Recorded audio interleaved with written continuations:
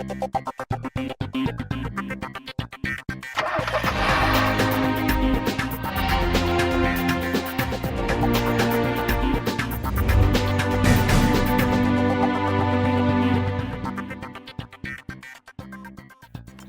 and welcome to a brand new episode of C&B right here on the NDTV network. I am Siddharth Vinayak Patankar. Today we talk to you about a car that doesn't currently exist in the Indian market. It's a segment that has started to look very exciting and very attractive to many of you in the context of a family car. I am talking about an MPV that's making waves in many other markets, and when it first debuted, well, on social media it made some waves here in India too. The car is the Hyundai Staria. It is a big van. It is in that Innova Carnival kind of segment, but it brings in a little bit of sex appeal to that space. Watch this exclusive review and tell me if you think it fits into our market or not.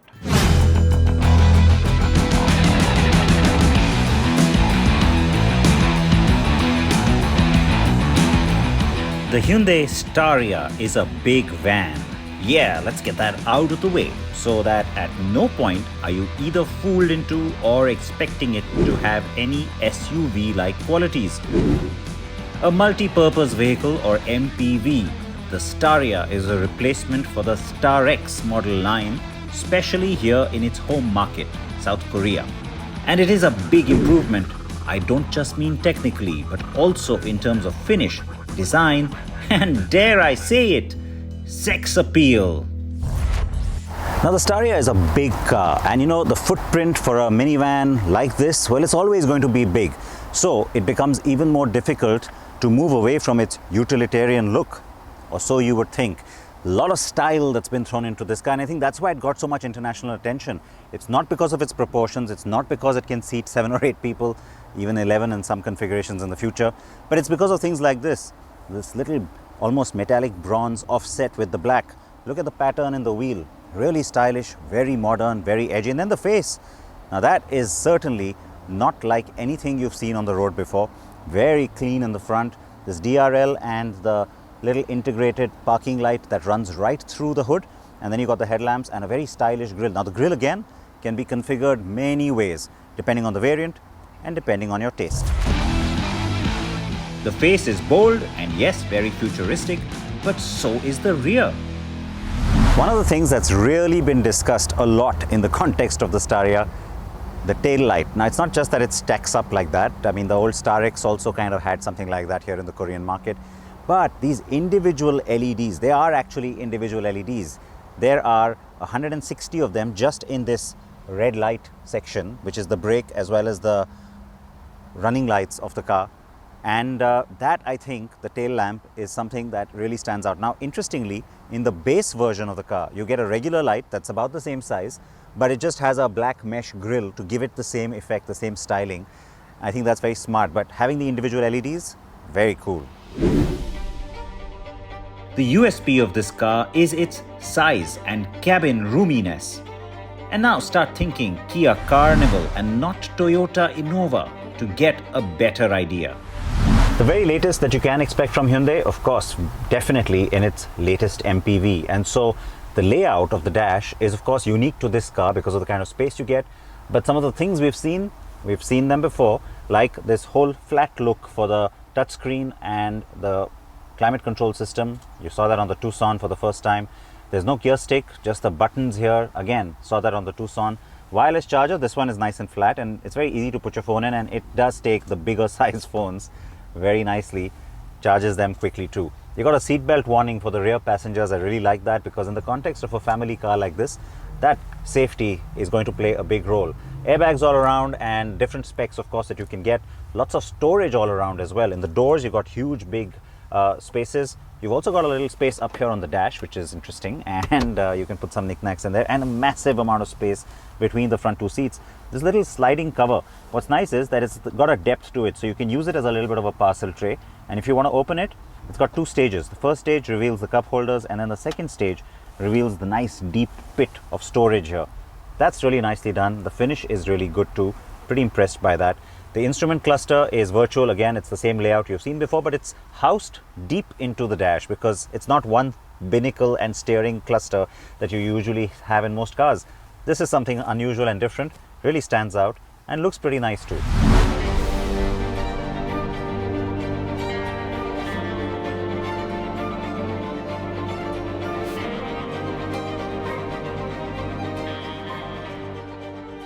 And then there is the rear seating, which is also cool.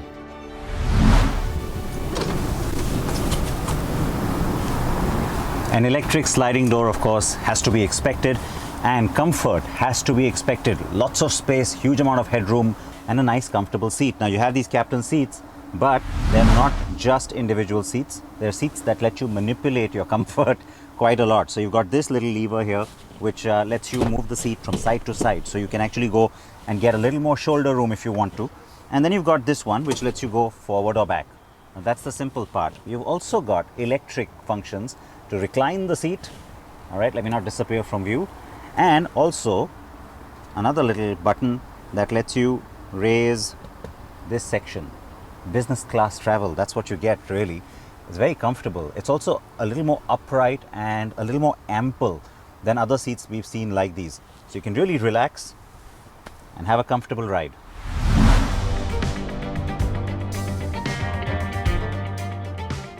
Yup, limousine-like comfort, the business class experience. And you get loads of safety features, including multiple airbags, ADAS, and even seatbelt reminders for all passenger seats in every row.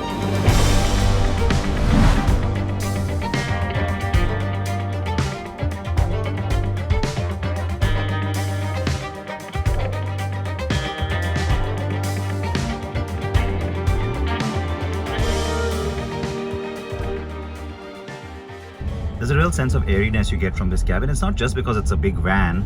Yes, of course, that's a part of it. It is actually big, but you get the feeling when you're inside that it's actually bigger than what you feel from the outside. That's always good in the context of a people mover, because when you are actually a lot of people in a car like this, the feeling of space always helps. The fact that there are also split sunroofs here just add to that feeling.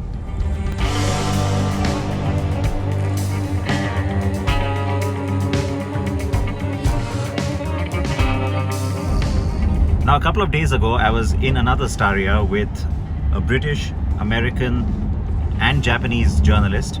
So I had the chance to drive the car with more people in it and then also sit at the back. And I think the part that surprised me was the overall sense of comfort. The ride quality, the suspension setting is very well done. You get a sense of gliding even though the car is so big and bulky otherwise. And especially on broken roads or uneven surfaces. And that is something we are gonna love in the Indian context, isn't it?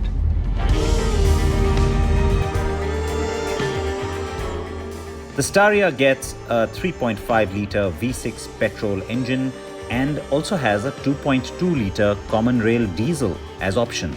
The V6 also gets an LPG dual fuel option in some markets. The car with me is the V6 petrol, and while the motor is shared with many Hyundai and Kia products like the Santa Fe or Sorento, the tuning is most in line with the same engine on the new Kia Carnival. Like in every city, there are quirks about driving in Seoul as well. The traffic is very regimented, but it can be really heavy, and so you've got to make sure you're in the right lane, otherwise you will miss your turn off. The instructions from the navigation, therefore, are nice and detailed and very helpful. Keep straight on this road for more than 5 kilometers. Now, the only time the car seems to falter is when you're going uphill. You've not been able to gather a lot of speed because of traffic. You have to necessarily downshift and really hit the gas because otherwise it hesitates a little bit. But given the size of the vehicle, that's understandable. That'll also change depending on the engine configuration that you choose. The big USP on the Staria is to sit at the rear, of course, and be driven. And that is what would appeal to potential buyers in India too. Now, cars like the Toyota Innova Crista, the Kia Carnival, even the Toyota Velfire to a certain extent have given us a good taste of how practical, dare I say, comfortable and enjoyable. Cars like this can be in the context of family usage, something that's becoming important more and more in India. You do find a lot of people driving themselves too. It's not just about a chauffeur. So the big question then is, something premium like this, which really sort of suits your lifestyle, fits in with a lot of your requirements, would you buy it? And how much would you buy it for? Please send me lots and lots of your actual responses on this so that we can start putting pressure on Hyundai to bring the Staria to India.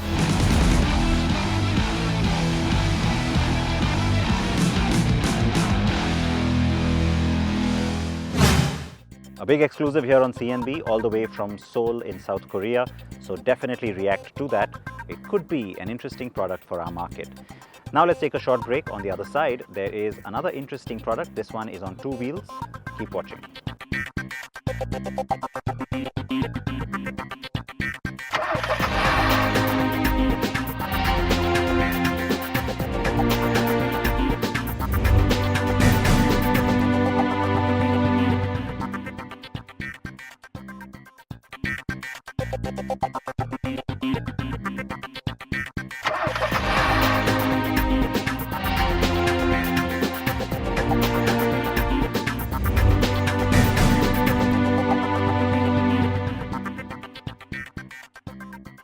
Welcome back to CNB.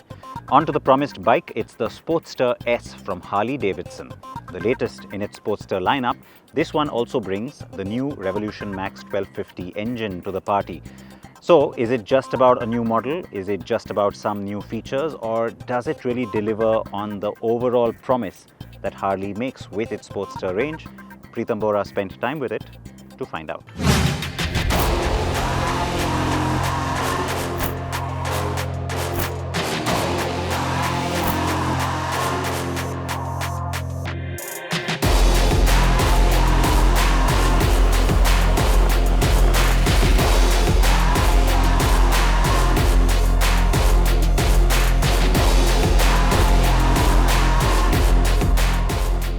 The new Harley-Davidson Sportster S scores full points in the looks department.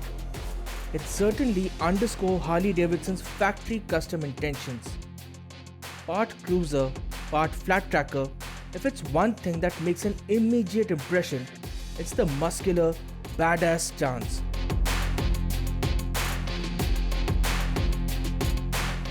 The fat front tire, upside down front forks, and towards the side, the flat tracker style twin exhaust certainly give the Sportster S an attractive, convincing option and definitely makes a statement.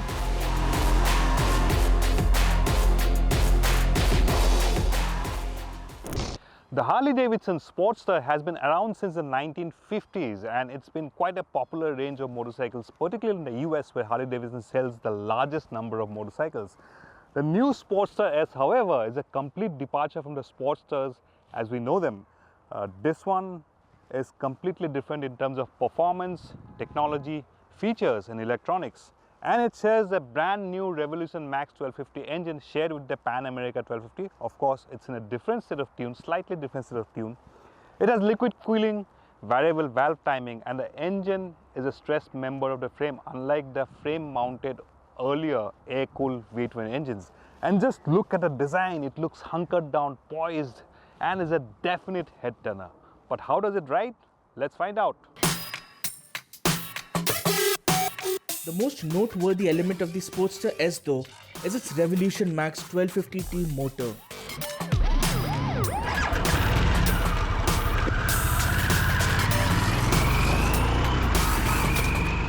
And from the get-go, it's undoubtedly the quickest Harley-Davidson Sportsters that I've ridden. The grunt of the engine comes in low, so there's plenty of punch at all revs. The riding position though takes some time getting used to, and it's one thing to have feet forward typical position, but with a bike with this kind of performance, we would have preferred slightly more conventionally positioned pegs, but you can have them as optional extras. If it's performance you're seeking, then the Sportster S has dollops of it, but the fat front tire also hampers its dynamics and takes getting used to. and the somewhat limited suspension travel will make every road undulation felt. The first thing that impresses you is the refinement of the engine and the performance from the Revolution Max 1250 unit. Now, this one will hit 100 kilometers per hour in no time and it will get to 150 also. Illegal speeds, very quick on its feet, and it will hit 120, 130 in no time at all. Braking also is quite good. It's got Brembo calipers. It's got a single 320mm disc up front. A second disc could have been better because you will need to brake hard in case you see a speed breaker up front because of the lack of ground clearance. And now for Harley fanboys, it doesn't have that typical potato sound. But then, if you're the kind who likes revving your engines at the stoplights, which I don't approve of, then it's got a rev limiter at about 3,500 RPM. So you can't really rev that engine at stoplights. But overall, super refined engine, very quick, strong surge of torque. So performance-wise, there's no complaints whatsoever. Only thing is, if you're a die-hard Harley fan, you'll miss that potato sound and that slight character that Harley-Davidsons are known for. The Sportster S makes for an engaging, entertaining companion if you're into such kind of muscular, cruiser, flat tracker, factory custom bikes. The engine has enough and more performance and the brakes work well. But if you want to ride for longer, the somewhat stiff ride quality makes its presence felt, and the unusual feet-forward riding position isn't exactly comfortable for longer periods. So without a doubt, the Sportster S makes a solid statement as a modern day Harley. It's got superb performance, it's got electronics, it's got inertial measurement unit with lean sensitive traction control, cornering ABS, and it's got 5 riding modes, rain, road, sport, and 2 custom modes where you can personalize engine maps, ABS levels, traction control levels, and it's even got wheelie control. On top of that, it gets adjustable suspension from Showa. But the lack of suspension travel will make it feel a little uncomfortable if you go over a broken patch. And the riding position isn't so comfortable that you go on a long, hundreds of kilometers long ride. And the small fuel tank also mars the range. And on top of that, the ground clearance is quite limited. But overall, it makes a solid case as the future of Harley-Davidson. Great performance, all the electronics that you require in a modern day motorcycle. But those negatives cannot be ignored because ride quality, ergonomics, and the lack of ground clearance, especially in our road conditions, are a dampener really. The Harley-Davidson Sportster S certainly has a lot going for it. Great looks, a punchy engine, and all the latest electronics and chassis components that you may seek in a thoroughly modern motorcycle. If you intend to ride around town for short bursts, then you can certainly look at the Sportster S. Stiff ride quality, ergonomics, and limited range does have their drawbacks. But if it's a quintessential Harley you want, do give it at least a test ride. It may be the bike for you. The latest from Harley. Lots that we packed in as always, but I'm sure there's lots more that you always want to know about. For that, please check out carandbike.com or tell us what you'd like to see here on the show. Reach out to me on Twitter or Instagram at Sid Patankar. Join me next week. Please wear your seatbelts. Please wear your helmets. Take care.